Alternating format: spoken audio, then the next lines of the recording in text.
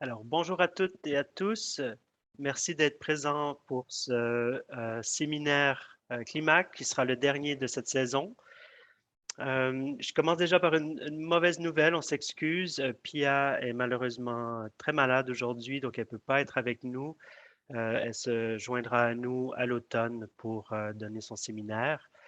Donc on lui souhaite prompt rétablissement.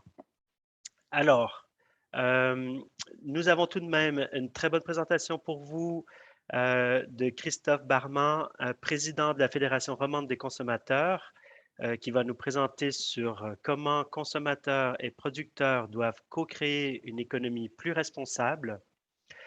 Alors, Christophe est diplômé de l'école des HEC, titulaire de brevet en risk management.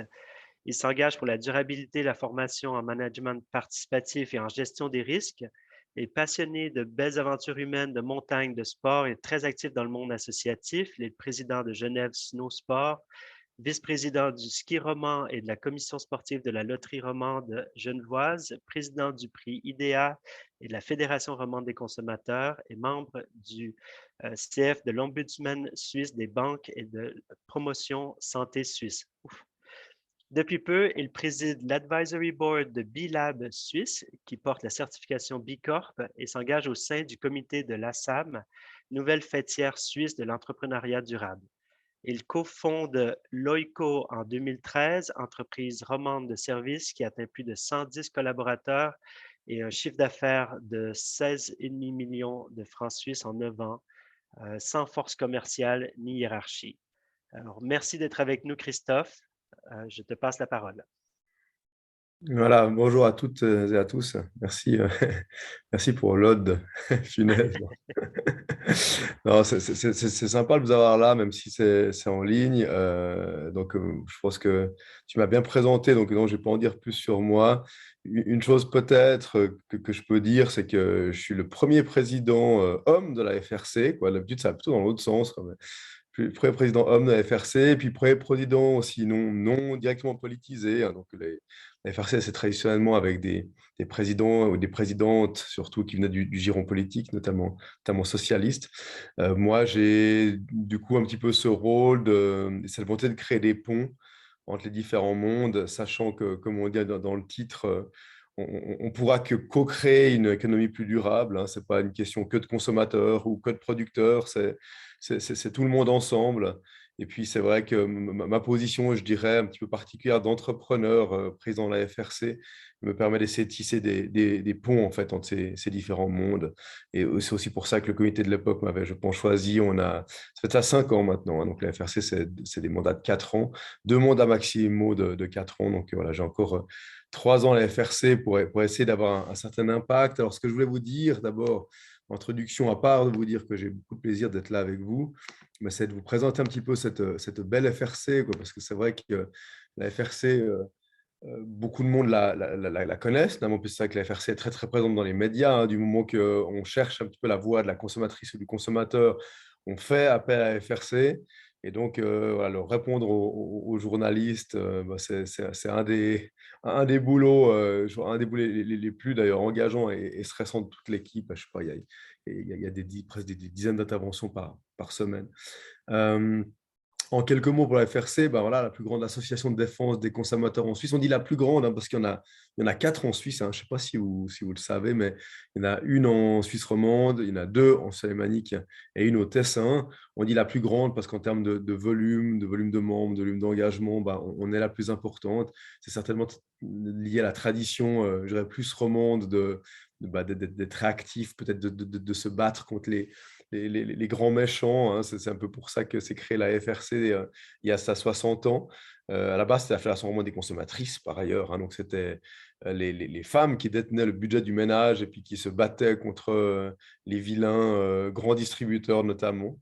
Et avec le temps, bah, l'association s'est développée, l'association a touché de plus en plus de membres, a perdu son TRIS. Alors maintenant, aujourd'hui, en 2022, on pourrait mettre consommateur.tris, c'est tellement plus adapté.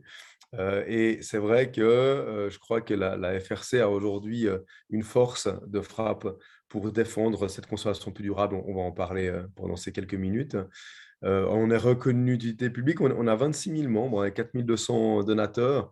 C'est la principale partie de nos ressources, sachant que ça fait de nous une organisation qui est indépendante, donc qui a vraiment la possibilité de toucher tout et tout le monde, toujours dans une logique, dans une vision d'œuvrer pour une consommation plus durable. Je parlerai un petit peu évidemment des missions qu'on a sur la place publique aujourd'hui.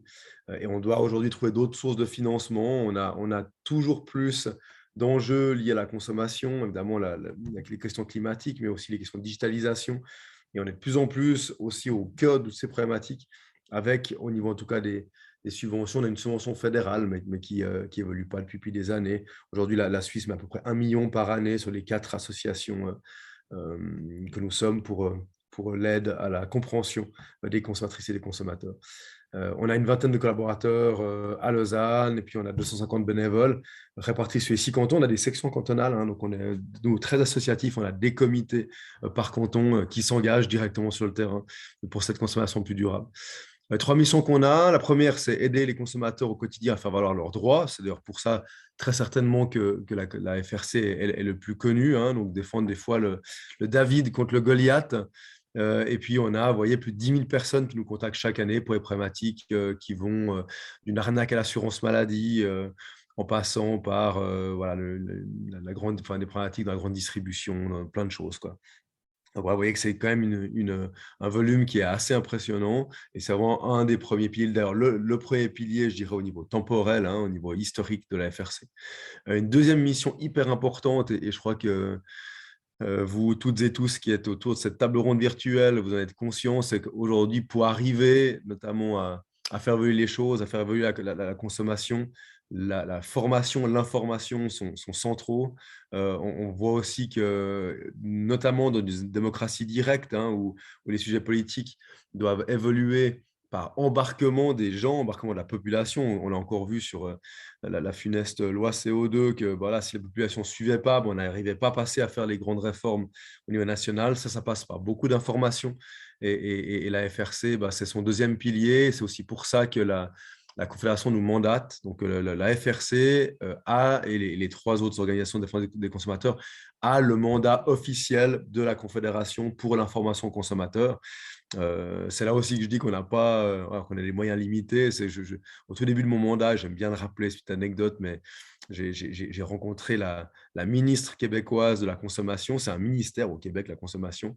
Et puis, elle avait 20 millions de budget pour fonctionner, quoi. Puis nous, en Suisse, on donne 1 million pour toute la Suisse avec 4 langues, etc. Donc, voilà, on voit qu'en tout cas, la thématique de l'information aux consommateurs, et c'est des questions qu'on pourra prendre ensuite peut-être sur la partie questions-réponses, mais est quelque chose qui aujourd'hui est relativement peu pris au sérieux par nos autorités politiques. Et puis notamment, on a un parti, peut-être certains doivent savoir de duquel je parle, qui régulièrement attaque en plus ces subventions données aux associations de défense des consommateurs pour faire leur travail. Troisième mission, faire entendre la voix des consommateurs. Donc, essayer d'aller, lorsque nous sommes appelés, et on l'est très très souvent, représenter les consommateurs dans les différentes commissions, dans les différents conseils de fondation. Pour ma part, j'ai 2 sièges aujourd'hui, enfin, dépêchés par la FRC, qui sont en lien avec celle-ci, au sein de Promotion Santé Suisse, donc l'organisme qui fait de la prévention en Suisse, hein, l'organisme centralisé. Vous payez tous 4 centimes par année dans votre prime, par mois, pardon, de vos primes maladie pour financer cet organisme. Alors là, par exemple, je défends les consommateurs au sein de cette organisation, puis aussi au sein de l'Ombudsman suisse des banques, qui est l'arbitre entre les banques suisses et puis leurs clients. Donc voilà, avec ces 3 missions, avec un petit peu le d'où on vient, avec quel volume on représente, j'espère que vous avez un peu mieux compris la FRC, aussi compris que vous pouviez être membre, hein, puis nous soutenir. Donc, n'hésitez pas. La FRC, c'est aussi un peu la réga du consommateur, comme je dis, hein. Donc, c'est super bien d'être membre de la FRC parce qu'on a accès à toute cette palette de services et puis ce soutien en cas de problème. Et je dis souvent aux gens qui font le support téléphonique, voilà, que nos membres ils vont payer quelques dizaines de francs par année, et puis des fois on passe des dizaines d'heures pour les soutenir. Donc on est vraiment super engagé. La FRC a fait une mue aussi. Alors, j'espère que vous en êtes rendu compte. Peut-être on prendra aussi ça dans le tour de table tout à l'heure, mais a fait une mue en termes de communication. On est de plus en plus évidemment présent, mais ça depuis quelques années sur les réseaux sociaux, mais on essaie de travailler aussi les messages pour toucher une population plus jeune, enfin, cette population qui est censée sauver notre monde, quoi. Je ne sais pas si malheureusement il y arrivera, et qu'on veut mobiliser autour de causes qui font du sens. Vous voyez que là, dans les outils de mobilisation qu'on utilise aujourd'hui, bah, évidemment Instagram avec une campagne Ramène ta fraise, hein, que vous avez certainement toutes et tous déjà vu, hein, qui vise à traiter la problématique des fruits et légumes de saison sur nos étalages, ou se battre surtout contre les fruits et légumes qui ne sont pas de saison sur nos étalages. Et puis, la FRC avait lancé, il y a de ça quelques années, un crowdfunding pour financer une application permettant, donc, qui s'appelle FRC Cosmétiques, qui permet en fait simplement de scanner les produits cosmétiques que vous avez et de constater les problématiques potentielles sur la santé de ces différents cosmétiques. Si vous ne l'avez pas encore, elle est gratuite, allez la downloader. C'est vraiment hyper pratique. Moi j'achète plus jamais rien sans scanner avec l'application FRC. Et puis, on a une force de frappe en termes de canaux, voilà, sur différents domaines. Un magazine, hein, qui est notamment livré à ceux qui sont membres. Et puis, une newsletter ou une infolettre, nos amis québécois, qui s'appelle C'est la jungle, qui est vraiment hyper bien faite en termes d'informations sur la consommation. Donc, allez-y, inscrivez-vous à la newsletter et chopez le max d'infos nécessaires pour une consommation plus durable. Voici les autres canaux sur lesquels on investit. Je ne vais pas trop vous embêter avec ça. Une chose qui m'a vraiment extrêmement frappé, et puis c'est un bien qu'on garde précieusement, c'est la crédibilité de la FRC. C'est vrai qu'à chaque fois que la FRC se positionne dans les médias ou se positionne auprès des partis politiques, elle est écoutée, elle est entendue, mais c'est grâce à 60 ans d'histoire, c'est grâce à ce super travail qui est fait sur le terrain, et puis au fait qu'elle soit complètement indépendante de tous les milieux dans lesquels elle évolue, et également indépendante au niveau financièrement, comme vous l'avez compris. Alors, comment est-ce qu'aujourd'hui la FRC s'engage, hein, pour la durabilité? Il y a plusieurs thématiques, j'en cité quelques-unes, hein, parce qu'évidemment, je ne pourrais pas les citer toutes, mais j'aime beaucoup cet exemple en fait de l'action Ramène ta fraise, hein, qui a été montée, en tout cas au niveau de sa pleine puissance l'année dernière. Donc, l'objectif était là de sensibiliser les consommateurs, consommatrices aux questions de produits et légumes de saison. Puis en fait, on a commencé par une enquête, hein. Donc la FRC fait des tests, fait des enquêtes, et on a fait une grande enquête sur la fraise, et notamment toutes les problématiques d'impact des fraises produites en Espagne, avec des réseaux assez problématiques selon nous. Et puis, sur la base de cette enquête, on a fait une enquête publiée dans notre journal, mais auprès de différents médias, notamment le Matin Dimanche ou le Sonntagsblick, qui ont repris cette enquête. Et ensuite, derrière, on a structuré l'information pour pouvoir toucher nos différents canaux, Facebook, D'abord, on a créé un site web dédié, hein, sur lequel les gens peuvent aller downloader de l'information, peuvent aussi aller nous faire part de leurs observations. Et puis, on a lancé cette page Instagram Ramène ta fraise qui cartonne aujourd'hui. Et puis, ce qui est hyper intéressant avec la FRC, évidemment, c'est que là, on touche les consommateurs et consommatrices en termes de messages, hein, donc notre mission d'information. Et on va également mettre une pression directe sur la grande distribution. Et notamment, on a fait un courrier aux grands distributeurs en disant que voilà, le consommateur, la consommatrice n'était plus d'accord d'avoir des produits qui venaient de n'importe où, à n'importe quelle saison. Et puis, on a fait une certaine pression, et notamment, Aldi aujourd'hui nous a garanti qu'elle allait retirer des étalages ces fraises qui n'étaient pas de saison. Pour nous, c'est évidemment une victoire, une petite victoire dans la masse de ce marché-là. Mais vous voyez comment est-ce qu'on peut structurer et avoir un impact. D'un côté, voilà, on fait cette enquête, on communique sur nos différents canaux, on va chercher des fonds, évidemment, pour pouvoir financer ça directement auprès de différents organismes qui peuvent nous soutenir, on organise des événements. On écrit à la partie, je dirais, producteurs, distributeurs, pour pouvoir essayer de les faire changer. Et puis là, en l'occurrence, on a également développé tout un matériel pédagogique pour les écoles. Vous voyez, j'étais un peu dans le détail de cette action, mais pour nous, elle est emblématique de ce que fait la FRC aujourd'hui, et emblématique de l'impact et de comment est-ce qu'on peut structurer et toucher le plus avec ce type d'action. Et ce qui est assez intéressant aussi, c'est que la FRC s'est créée en 1959. On ne parlait pas du tout de durabilité à l'époque, mais on retrouve des traces, mais dès le départ, finalement, des questions de santé, des questions d'impact sur l'environnement au travers des actions de la FRC. Donc, c'est vraiment hyper intéressant, et hyper aussi pour nous qui aujourd'hui y travaillons. Alors moi, à titre associatif, mais pour toutes les personnes qui s'engagent au quotidien aussi au niveau du bureau central à Lausanne, il y a vraiment cette ligne durabilité qui est hyper ancrée et qui fait vraiment partie de l'ADN de ce qu'on fait. Alors, Après, bah, comment est-ce que la FRC prend position sur le marché, prend position auprès notamment du monde politique? On a toujours ces trois lignes qu'on se donne, hein. Déjà, avoir une ligne nuancée, c'est-à-dire pas pouvoir être accusé d'être parti pris, se dire, OK, ben nous, on est cet organisme qui se veut neutre, et puis on met en balance les différents intérêts, l'environnement, les consommateurs, on met les différentes choses en lumière. Des fois, c'est clair qu'il y a des prises de position qu'on prend pour une consommation plus durable qui potentiellement peut avoir un impact, hein, sur le consommateur, soit en termes de coûts à court terme, assez souvent, soit en termes de pratiques d'utilisation. On pense aux emballages plastiques et tout ça. Et systématiquement, on va mettre ça en avant. On va rien cacher. Et on va permettre aux gens qui nous lisent de se faire leurs propres opinions. On ne se veut pas non idéologique, donc on n'est pas rattaché à un parti politique, on n'est pas rattaché, évidemment, on n'est pas soutenu par un milieu économique plutôt qu'un autre. Voilà. Enfin, donc vraiment, ça, c'est fondamental. Et puis, on se base sur des faits et des chiffres. Pour ça, on a nos enquêteurs. Pour ça, aussi, on a rattaché au Bureau européen de la consommation, le BEUC, hein, qui nous fournit beaucoup notamment en test, parce qu'on ne peut pas tout tester, nous, dans notre petite Suisse, avec notre petite équipe. Et puis, voilà, comment est-ce que, en fait, en 2022, donc la FRC structure ses actions de durabilité. Je dirais tout ce paquet d'informations que j'ai un petit peu évoqué, j'ai un tout petit peu rentré dedans maintenant. Tout ce qui est travail sur le terrain ou avec nos communautés, et puis tout ce qui est outils qu'on met à disposition, outils notamment web, avec l'exemple des bonnes adresses, et puis du petit outil anti-gaspi, qui est un outil sous forme de quiz. Et puis, bah, aujourd'hui, la FRC se base beaucoup sur des tests pour beaucoup de choses, et on est membre de l'ISRT, hein, qui est finalement cette organisation internationale pour la recherche et les tests dans le domaine de la consommation. Et puis, on va mettre à disposition de ces tests dans différents publics, nos différents auditoires, en mettant en avant les différents critères, notamment de durabilité, qui là aussi est hyper présent.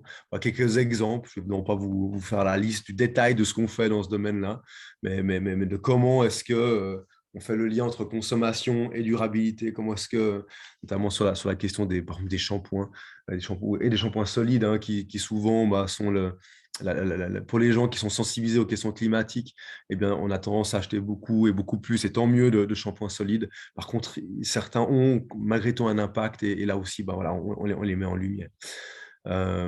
On a une chose aussi qui est unique à la FRC et qui existe d'ailleurs nulle part en Suisse, c'est qu'on a un réseau de bénévoles enquêteurs sur le terrain. Et ça, c'est hyper précieux parce que c'est vrai qu'on n'est du coup pas obligé de se baser uniquement, bah, sur les publications ou sur les informations que nous donnent les grandes marques. On peut être directement, je dirais, valider ça sur le terrain. D'ailleurs, en 2022, bah, une des grandes thématiques de la FRC, et j'espère que vous êtes contents de ça parce que c'est quelque chose qui vraiment nous pollue, enfin, de manière complètement démentielle, l'information sur la consommation en Suisse, c'est tout ce qui s'appelle le greenwashing. On met du verre partout, on dit qu'on est super durable, et puis à la fin, quand on gratte un peu, bah, malheureusement, assez souvent, il n'y a pas grand-chose. Un exemple de publication. Voilà.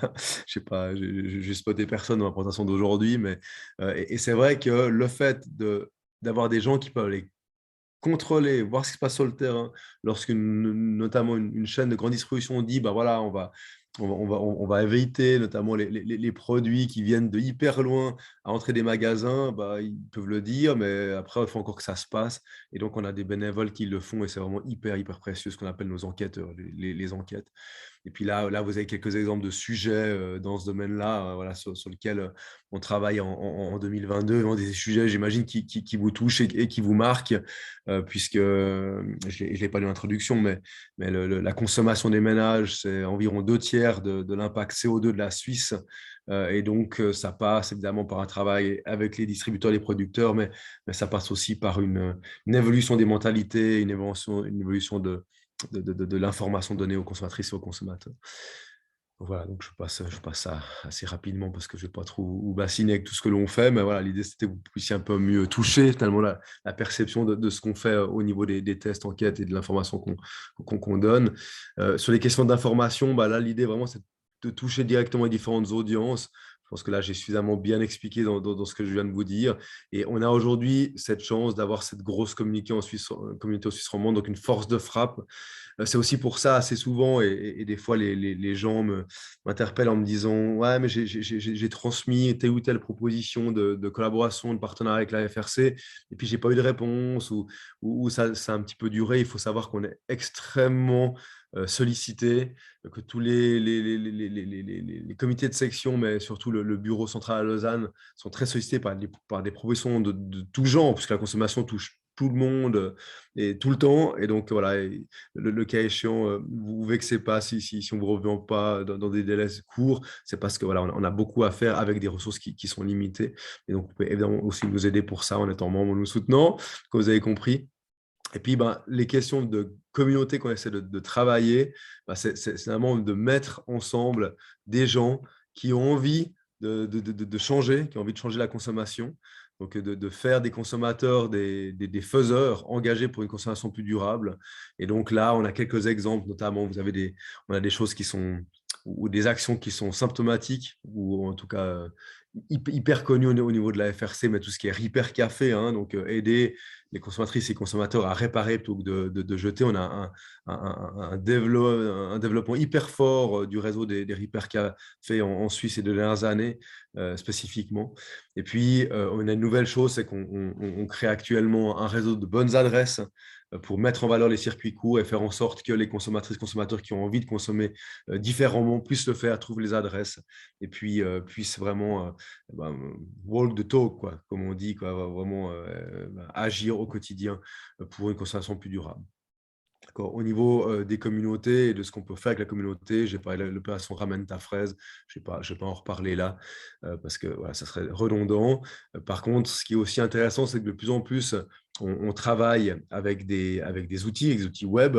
On a notamment sur le gaspillage alimentaire un petit quiz qui est imagé, que vous pouvez trouver en ligne, qui est hyper bien fait, que vous pouvez trouver depuis le site de la FRC, vous pouvez diffuser dans vos réseaux d'ailleurs. On a aussi des réseaux qui nous ont aidés à les diffuser largement, qui permet de se sensibiliser soi-même en passant au travers du quiz à finalement comment réduire le gaspillage alimentaire. Je crois que c'est des dizaines de kilos par consommateur et par année, 90 kilos, hein, sauf erreur, de gaspillage alimentaire par personne et par année en Suisse. C'est massif. Si on diminuait ça rien que de moitié, on pourrait vraiment avoir un vrai impact sur la durabilité de notre consommation. Donc voilà, un exemple de comment est-ce que la FRC agit, c'est mettre dans les mains des consommatrices et consommateurs un outil qui permet finalement d'appréhender sa situation et puis donne des petits trucs pour s'améliorer. Et puis on a ce réseau de bonnes adresses. Vous trouvez aussi le lien depuis notre site qu'on va continuer à faire évoluer. Et là aussi, n'hésitez pas à partager ça dans vos réseaux. On est aussi très ouvert là, à des partenariats pour gagner je dirais, pour faire du growth hacking, comme on dit, quoi, hein, donc de développement, de croissance, pour avoir de plus en plus de monde qui utilise ces solutions. Et puis voilà les différentes communautés qu'on a aujourd'hui directement impliquées au sein de qui font partie en fait, de notre écosystème FRC. C'est vrai qu'il y a de ça quelques années, on était très centré sur nos membres, hein, donc on a, comme on l'a dit, 26 000 membres. Maintenant, c'est clair qu'en 2022, le membership est quelque chose qui est extrêmement sous pression, hein. On a notamment les plus anciennes générations qui sont assez enclines à s'engager sur le long terme. Les plus jeunes, souvent, sont plus à l'action, plus savoir s'engager sur une action dédiée. Voilà, j'ai envie de me battre pour une consommation plus responsable, ou plus ramène ta fraise. Je m'engage là-dessus, mais des fois un petit peu moins sur la longueur. Donc, c'est pour ça qu'on a aussi développé ces autres types de communautés avec lesquelles on essaie d'œuvrer pour une consommation plus durable. Voilà, et là, et j'en terminerai par là, on a un catalogue de choses pour ça, pour vous dire la force, la richesse de ce qui est fait, l'engagement du bureau et des bénévoles, c'est juste hallucinant, quoi. Tout ce qui est produit. Là, vous avez une espèce de liste de ce qui a été fait en termes de conservation durable dans les différents magazines de Mieux Choisir. Donc, aujourd'hui, c'est des magazines, on va faire des enquêtes, des articles pour le magazine, puis évidemment, après, on va utiliser nos différents canaux de communication pour pouvoir traiter de tous ces sujets sur Instagram, sur Facebook, dans la presse, etc. Vous voyez que c'est juste hallucinant, quoi. Tout ce qui est fait au travers des années. Là, c'est une liste, j'étais un peu feignant, c'est une liste qui a été faite par une collègue, une présentation qu'elle a fait en 2019. Je n'ai pas mis à jour, mais de toute façon, l'idée, c'était vraiment de vous donner juste un aperçu des différentes thématiques qu'on a pu traiter. La FRC s'était aussi engagée pour multinationales responsables. Donc là, vous voyez on a aussi des engagements sur des actions politiques. On est sans arrêt forcément appelé sur des actions politiques par les gens qui lancent ces initiatives, qu'elles soient parlementaires ou au niveau fédéral. Et là aussi, des fois on dit, écoutez, on ne va pas pouvoir s'engager directement. C'est pas pour des questions d'intérêt, c'est pas pour des questions de valeur. Mais quand la FRC s'engage, elle le fait bien. Puis du coup, elle a besoin de ressources pour ça. Donc c'est pour ça aussi qu'on sélectionne différents combats. Le combat du moment au niveau politique pour la FRC, et c'est des discussions qui ont lieu au Parlement en ce moment, c'est de créer enfin une action collective en Suisse. C'est qu'il n'y a pas d'action collective en Suisse, contrairement à d'autres pays européens. Donc la possibilité pour les consommateurs, ou d'ailleurs pour les entreprises, pour les PME, de collectiviser leur action. Et vous avez connu le fameux cas Volkswagen qui était scandaleux. Il n'y a aucun Suisse qui a vraiment obtenu réparation. Et là, l'idée, c'est de se battre au niveau du Parlement fédéral pour qu'on puisse enfin obtenir ça au niveau fédéral, et ça va être le gros combat cette année au niveau politique. Voilà, merci. J'espère que je ne vous ai pas trop perdu, j'espère que je ne vous ai pas trop noyé sur l'information. C'est vrai qu'il y a beaucoup de choses, et j'espère que vous avez un petit peu mieux compris comment est-ce qu'on essayait d'œuvrer pour une consommation plus durable et responsable en Suisse. Nicolas, je te repasse la parole. Merci Christophe pour cette excellente présentation.